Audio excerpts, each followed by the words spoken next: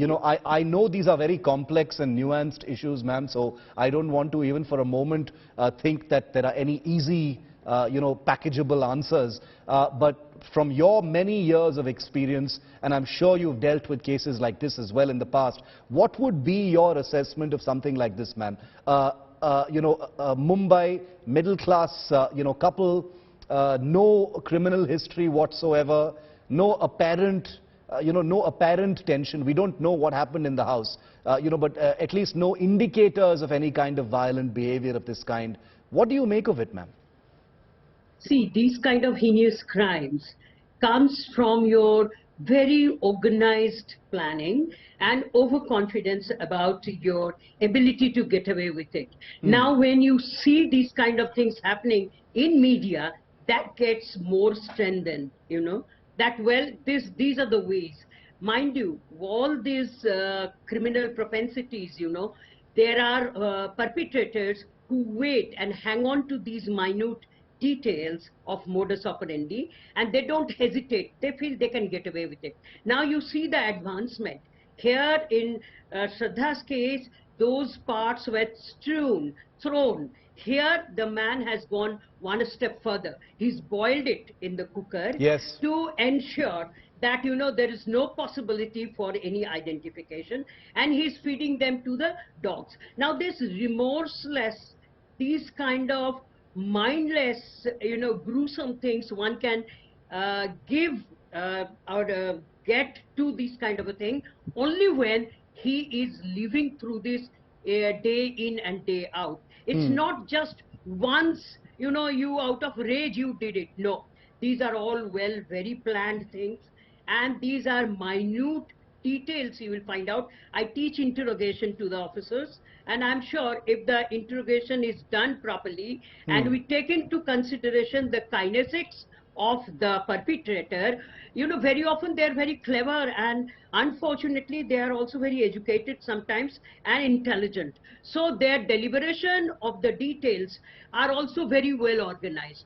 But the kinesics give away. So if we do the videography, which I'm sure the officers will do it, and you will be able to get through certain, breakthrough things because this man might not have done this for the first time. The smaller amount of crimes, they have been doing it on a day-to-day basis, and they get away with it. And that's how the intensity, the confidence of giving end to this kind of barbaric murdering and then carrying it on comes. They have no remorse. They don't have any feeling that they have done something bad. Because of this remorselessness, because of this ability of the criminals to dissociate themselves with the people, with the victim they kill. So their emotional thing is just a facade, they just tell it. And they just don't have that kind of bonding with anyone for that matter. But Dr. Datta, I have a small query to you make based on what you just said. Why do you say, Dr. Datta, that this doesn't appear to be, something that was done in a fit of rage? Is it not possible that, I am not a lawyer or a forensic scientist, but you know much better than me. I just wanted to be clear about that. Why do you say it's not possible for it to be, and it has to be premeditated? See, the modus operandi, he had to have the cutter, and he has already made up a story that this woman had committed a suicide. Now, all these things, you see the bucket, you see the plan which he's been carrying on. He was so confident that, nobody will be able to raise a finger, because all of them, if you see, they have certain commonalities. They use the perfumes, intense this thing, so that they can dispel the stench. Similarly, they carry on with their daily routine as if nothing has happened. And they enter. The saddest part of my realization is they all live in our communities. You can't identify who is capable of this kind of a pathological, heinous butchery, because they are one of us. And it's very difficult to find out.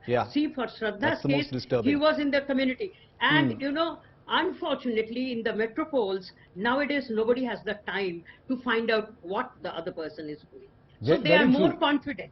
They get away with it. And you know, my complaint is we have the laws, but the implementation takes years. See, Yeah, for yeah. Nirbhaya's card, 8 years.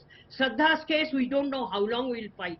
And you know, when you have these kind of offenses committed, if you don't give a hardline statement that this is the punishment and we will not wait, we have the evidences, we have the proof, your forensic evidences will be good enough to, you know, give the punishment to this kind of people, this kind of perpetrator. Yes. Unless and until this is done, it will continue.